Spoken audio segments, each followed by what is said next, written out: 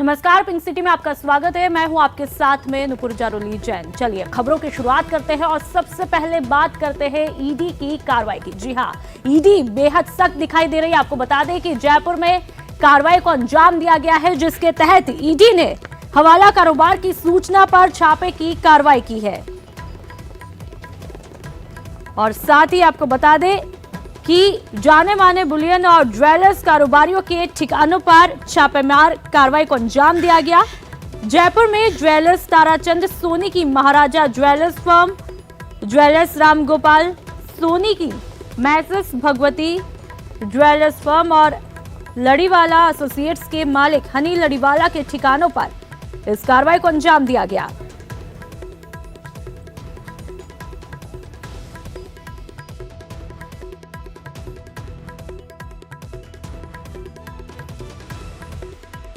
ने कैसे इस कार्रवाई को अंजाम दिया, बता रहे संवाददाता राकेश शर्मा। निदेशालय ने हवाला कारोबार के जरिए सोने का गोरख धंधा करने वालों पर शिकंजा कसा है। इस वक्त हम खड़े हैं जयपुर में भगवती ज्वेलर्स के सामने। मैं दिखाना चाहूँगा, भगवती ज्वेलर्स की ये दुकान है। यहाँ पर कोई साइन बोर्ड नहीं है, किसी तरह की कोई पहचान नहीं है, क्योंकि इस पूरे प्रेमाइसिस के अंदर से जिस तरीके का गोरख धंधा चलता था, विदेशी मार्का का सोना ईडी को जो मिला है, इसके अलावा यहाँ से जिस तरीके से जो फर्जी कंपनियों के जरिए कोलकाता और चेन्नई बेस्ड कंपनियों के जरिए जो कारोबार किया गया है, वो उसी तरीके का फर्जी यहाँ पर ये दफ्तर बनाया गया है। इस दफ्तर पर किसी भी प्रकार की किसी कंपनी का नाम दर्ज नहीं किया गया है, लेकिन यहाँ से बैठ करके सोने का जो गोरख धंधा है वो चलता था। ईडी ने यहाँ इन तीनों प्रेमाइसिस से 27 किलो से ज़्यादा सोना जब्त किया है, 12 किलो से चांदी जब्त की है, जबकि 4.25 करोड़ की देसी और विदेशी मुद्रा का जखीरा जब्त किया है। ईडी ने कई ऐसे दस्तावेज जब्त किए हैं जहां से जो कोलकाता और चेन्नई की कंपनियों से ये सोना खरीदा जाता था। ईडी ने ऐसी कई कंपनियां नाम दर्ज की हैं जो इन फर्मों के जरिए जिनसे इन्होंने इनके संपर्क थे और उनसे इन्होंने सोना खरीदा। सोने की कीमत करोड़ों रुपए में है। अभी ईडी के हाथ जो दस्तावेज लगे हैं उसमें कई तथ्य सामने आने हैं, क्योंकि ईडी को ऐसी पर्चियां भी मिली हैं जिनसे इन ज्वेलर्स ने जो सोने गोरख धंधे में खरीदा हुआ सोना था उनको बेचा भी है। ईडी ने उन दस्तावेजों को जब्त कर लिया है, उनकी जांच शुरू कर दी है। अब ईडी इन तमाम दस्तावेजों की जांच करने के बाद इस गोरख धंधे में लिप्त दूसरी कंपनी और लोगों पर शिकंजा कस सकती है। कैमरा पर्सन सोन शर्मा के साथ राकेश शर्मा, न्यूज़ 18 जयपुर। और चलिए बात करते हैं परिवहन विभाग के महाघूसकांड की। आपको बता दें कि महाघूसकांड के जो तमाम आरोपी हैं उनको कोर्ट में पेश किया गया। जी हां, ईडी कोर्ट में पेश किया गया। पंकज गहलोत, पुष्कराज आमेटा की पेशी हुई। श्याम सुंदर सिंघवी और धीरेन्द्र सिंह को भी कोर्ट में पेश किया गया। एसीबी से जुड़े मामले में इन तमाम आरोपियों को पेश किया गया। ईडी के मामले में सभी फरार चल रहे थे और मामले में पूर्व आईएएस अशोक सिंघवी अब भी फरार है।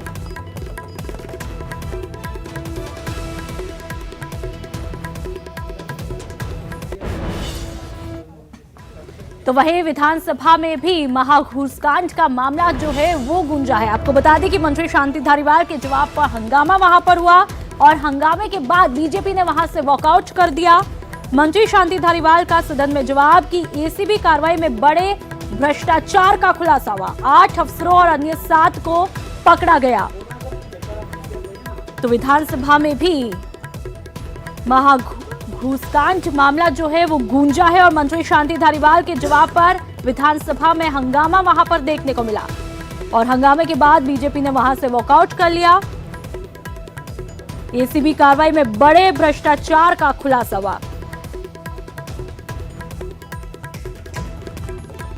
रिश्वत प्राप्त करने की जो सूचना मिलती जा रही है, उसके आगे जितनी भी कार्रवाई संभव है वो सब कार्रवाई की जा रही है। जहाँ तक सवाल इस बात का है कि ये कोई बहुत बड़ा प्रकरण है, तो इसमें कोई दो राय नहीं। जो आपने कहा कि साहब इसमें डायरियाँ भी पकड़ी गई हैं, लैपटॉप पे भी है, इंटरसेप्ट पे जो है बातें हुई हैं वो भी हैं, तो उनका सबका खुलासा होगा।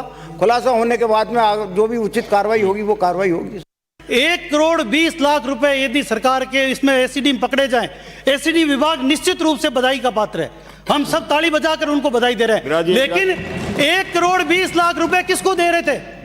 ये जहां सभापति महोदय गंभीर विषय विराज तो जाएंगे, लेकिन और परिवहन विभाग में हुए घोटाले के बाद सरकार ने जनता को संवेदनशील और जवाबदेही शासन का वादा जो है अपना फिर से दोहराया है। देखिए रिपोर्ट में।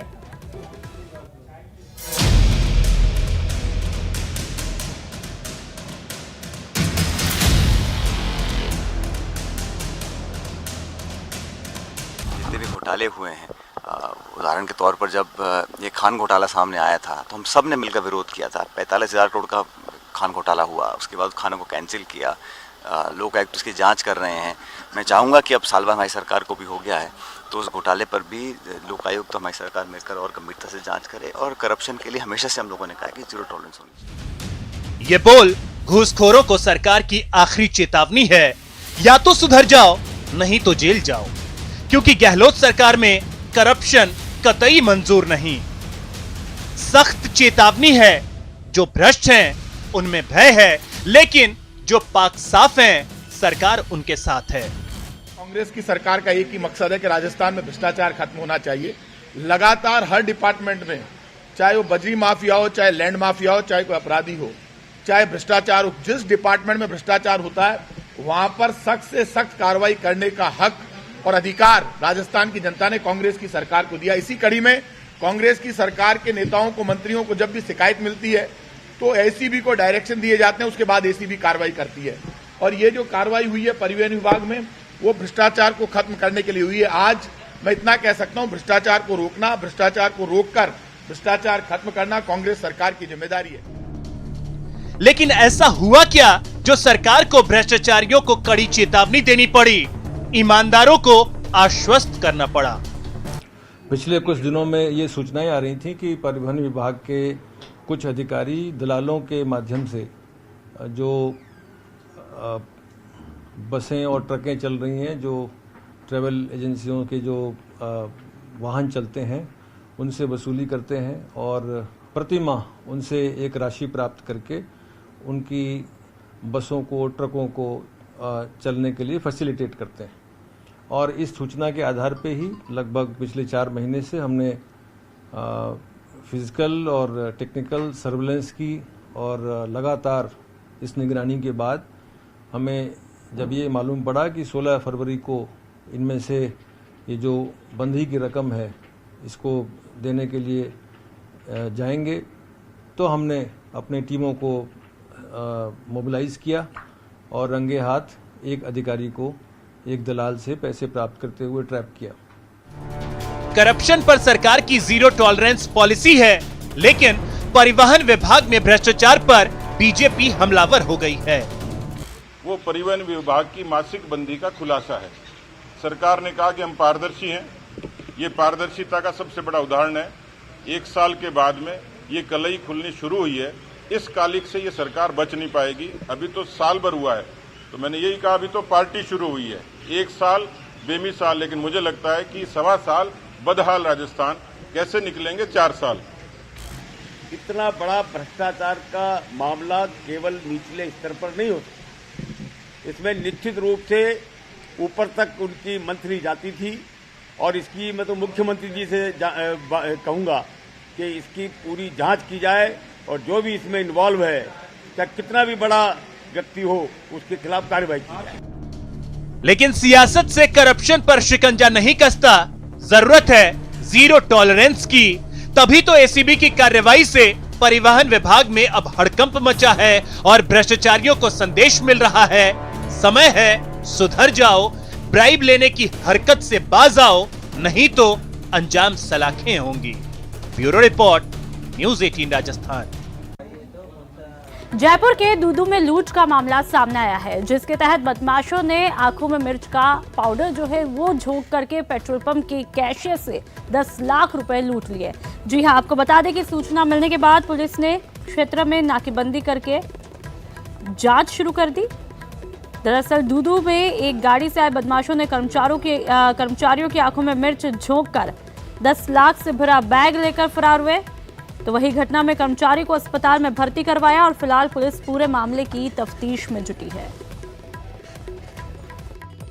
पहुंची, पुलिस पहुंचने में पता लगा कि कोई एक गाड़ोता गांव में पेट्रोल कर्मचारी पप्पू चौधरी, जो एक पेट्रोल पंप से दूसरे पेट्रोल पंप तक 10 लाख रुपए कैश लेके जा रहा था और रॉन्ग साइड में वो चल रहा था।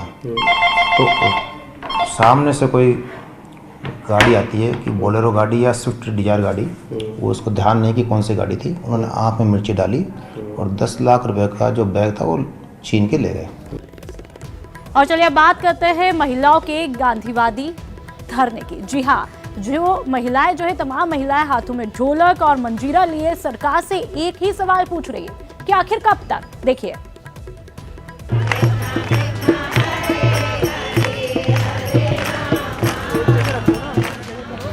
धरने में रामधुन सुन ली, अब गुहार सुनिए। नियमित राज्य कर्मचारी बनाएंगे, वो वादा पूरा करें। अब हम उनको कह रहे हैं दूसरा बजट है, इस बजट में हमें राज्य कर्मचारी बनाए। न्यूनतम मजदूरी हमारी 18,000 है, वो तो कम से कम दी जाए हम लोगों को। वो दी जानी चाहिए जब तक नियमित नहीं किया जाए। हाँ, जब तक नियमित। ढोलक की थाप,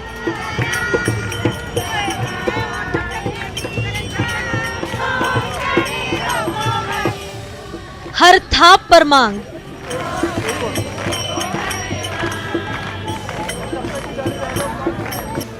रामधुनी से मांग। हाँ सर, मांग पत्र हमने भेजा भी, हमारे पदाधिकारी गए विधानसभा, हमने भेजा, देखते हैं वो कितना सुनते हैं।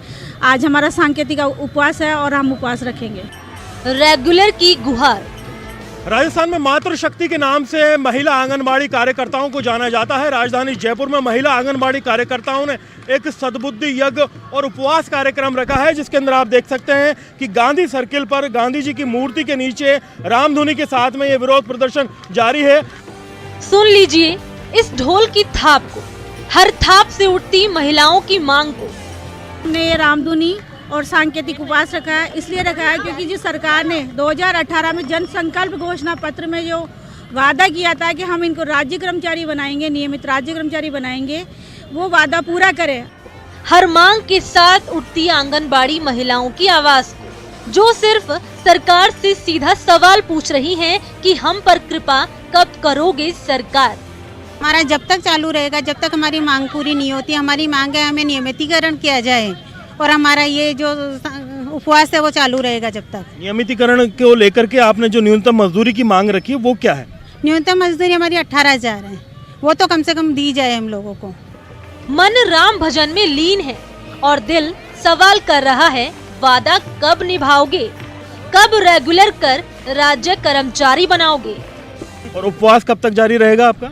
जब तक हमारी मांगे नहीं मानी जाएगी, जब तक उपवास जारी रहेगा। नजारा जयपुर का है, जहां गांधी सर्किल पर आंगनबाड़ी कार्यकर्ता ने सद्बुद्धि यज्ञ शुरू किया। रामधुनी बजाकर सरकार को मांगे याद दिलाई, जिसके चलते महिलाओं ने ज्यादातर आंगनबाड़ी केंद्रों को बंद कर दिया और मांग पत्र विधानसभा भेज दिया। इस बजट में हमें राज्य कर्मचारी बनाए। तो ये गांधीवादी तरीके से आपने उपवास और सद्बुद्धि यज्ञ रख करके अपनी बात सरकार के सामने रखने की कोशिश? जी सर। जब गुहार से बात नहीं बनी तो रामधुनी का राग अलापा है। अब रेगुलर के लिए राम का ही सहारा है। क्या इस सत्र में रेगुलर वाला मुद्दा उठेगा और क्या आंगनबाड़ी कार्यकर्ताओं का काम बनाएंगे राम? जयपुर से न्यूज़ 18 राजस्थान के लिए अरबाज अहमद की रिपोर्ट। और चलिए फिलहाल वक्त चला एक ब्रेक का। ब्रेक के बाद आपका स्वागत है। प्रदेश में शिक्षा विभाग की तरफ से टीचर्स का तबादला बंद है, लेकिन फिर भी चालू है। ऐसा हम क्यों कह रहे हैं? क्योंकि शिक्षा विभाग के घालमेल का बड़ा खुलासा हुआ है। देखिए रिपोर्ट में। टीचर्स का तबादला बंद है, टीचर्स का तबादला चालू है। तबादले में घालमेल, सिस्टम में सिफारिश का खेल। तबादले पर ताला है, लेकिन फिर भी घोटाला है। प्रदेश में शिक्षा विभाग ने टीचर्स के तबादले पर पूरी तरह से रोक लगा रखी है, लेकिन तबादले जारी है। बताएंगे शिक्षा विभाग के इस घालमेल के बारे में, लेकिन सबसे पहले आपको बताते हैं शिक्षा विभाग की ओर से टीचर्स का तबादला क्यों बंद है। दरअसल तबादले में गड़बड़ झाले को रोकने के लिए गहलोत सरकार ट्रांसफर पॉलिसी बनाने की काफी लंबे वक्त से तैयारी कर रही है। इस पॉलिसी के आने के बाद टीचर्स को तबादले के लिए ऑनलाइन आवेदन करना होगा, लेकिन टीचर्स को डेप्यूटेशन पर भेजने की एक लिस्ट वायरल हुई है, जिसके बाद बंद तबादलों पर सवाल उठ रहे हैं। राज्य सरकार ने तबादलों पर प्रतिबंध लगा रखा है और बच्चों की परीक्षाएं नज़दीक हैं, फिर भी स्कूल शिक्षा में तबादलों का खेल लगातार चल रहा है। अभी हाल ही में एक लिस्ट प्रकाशित हुई है, उसमें शिक्षा सचिव के पीए की अनुशंसा, विधायकों की अनुशंसा और उच्च शिक्षा मंत्री की अनुशंसा, यानी आज तक ऑर्डर में कभी भी अनुशंसाएं नहीं निकलती हैं, लेकिन उस अनुशंसाओं का ये सारा खेल है जो स्पष्ट खेला जा रहा है। तो ये बैकडोर से ट्रांसफर करके जो एक तरह से तबादला उद्योग चल रहा है, निश्चित रूप से यह आम ईमानदारी के साथ काम करने वाले शिक्षक के साथ अन्याय है, नियमों की अवहेलना है और शिक्षा विभाग के साथ एक तरह से पूरा खेल खेला जा रहा है ताकि शिक्षण व्यवस्थाएं चौपट हों, जो कि परीक्षा के दिनों में किसी का भी ट्रांसफर करना अनावश्यक है। सुना आपने, बंद तबादलों का असली खेल। तबादले बंद है ये आपने जान लिया। अब देखिए बंद के बावजूद कैसे तबादले चालू हैं। अधिकारी से लेकर मंत्री तक की सिफारिश पर टीचर्स को डेप्यूटेशन पर उनके मन मुताबिक जगह भेजने का खुलासा हुआ। हालांकि शिक्षा मंत्री गोविंद सिंह डोटासरा शिक्षा व्यवस्था में सुधार और पारदर्शिता लाने की बात कह रहे हैं। देखिए, निश्चित रूप से सोशल मीडिया का आज के जमाने में बहुत बड़ा महत्व है और जो युवा साथी हमारे हैं वो सोशल मीडिया के द्वारा अपनी भावनाएं और शिक्षा के क्षेत्र में कैसे सुधार हो इसको वो अपनी राय देना चाहते हैं, अपनी डिमांड रखना चाहते हैं। तो मैं समझता हूँ इसको हम लोग जल्दी ही एक कैटेगराइज करेंगे कि किस विषय में शैक्षिक व्यवस्था कैसे सुधार सकती है, कहाँ हमारे बच्चों को बैठने के लिए समस्या है, कहाँ टीचर्स की समस्या है, कहाँ पर किस तरह का कोई मिसबिहेव हो रहा हो, कोई गलत बात हो रही हो, तो उन चीज़ों को हम लोग एड्रेस करेंगे। ऑनलाइन हम लोग उनकी समस्याओं को लेंगे, उनकी बात को सुनेंगे और उनका रिएक्ट भी हमारी सरकार, हमारा विभाग करेगा, क्योंकि पारदर्शी सरकार है ये। तो पारदर्शी सरकार का सबसे पहला ध्येय ये होता है कि लोगों की सुने और सुनकर के उनकी समस्याओं का पारदर्शिता पूर्वक समाधान करें। आइए अब आपको बताते हैं कि बीकानेर जिले में सिफारिश के जरिए टीचर्स के डेप्यूटेशन पर भेजने की ये लिस्ट वायरल कैसे हुई। दरअसल माध्यमिक शिक्षा के निदेशक ने एजुकेशन सिस्टम और डेप्यूटेशन के तहत लगे शिक्षकों की सूचना सभी जिलों से मांगी थी। बीकानेर के जिला शिक्षा अधिकारी ने सिफारिश के जरिए 21 टीचर्स को डेप्यूटेशन पर लगाए जाने की लिस्ट भेजी। बताया जा रहा है कि ये वही लिस्ट है जो वायरल हो गई है। इस वायरल लिस्ट में टीचर्स को डेप्यूटेशन भेजने की सिफारिश करने वालों में शिक्षा मंत्री भंवर सिंह भाटी, ऊर्जा मंत्री बीडी कल्ला, निदेशक प्रारंभिक शिक्षा, निदेशक माध्यमिक शिक्षा, जिला प्रमुख बीकानेर, शिक्षा मंत्री के पीए हेमंत, शिक्षा ग्रुप 2 के उप सचिव रामेश्वर लाल जाट और गोविंद राम मेघवाल के नाम शामिल है। तबादले पर रोक के बीच सिफारिश पर टीचर्स के डेप्यूटेशन के वायरल लिस्ट में घमासान मचा है। अब शिक्षा विभाग के आला अधिकारी, जिला शिक्षा विभाग अधिकारी कार्रवाई करने की बात कह रहे हैं। न्यूज़ 18 के लिए जयपुर से महेश दादीज के साथ गोवर्धन चौधरी की रिपोर्ट। महिलाओं और बालिकाओं को आत्मरक्षा के गुर सिखाने के लिए जयपुर के सुबोध कॉलेज में जो कार्यक्रम शुरू किया गया था उसका आज समापन हुआ है। आपको बता दें कि कार्यक्रम में बतौर मुख्य अतिथि राजस्थान पुलिस के मुखिया डीजीपी भूपेंद्र सिंह यादव ने भी शिरकत की। साथ ही कार्यक्रम में जयपुर के additional commissioner law and order Ajaypal Lamba, SP community policing Jaipur Preeti Jain समेत अन्य पुलिस अधिकारी भी वहां पर शामिल हुए। कार्यक्रम में कॉलेज छात्राओं ने प्रशिक्षण कार्यक्रम के दौरान सीखे गए आत्मरक्षा के गुरों की प्रस्तुतियां भी वहां पर दी।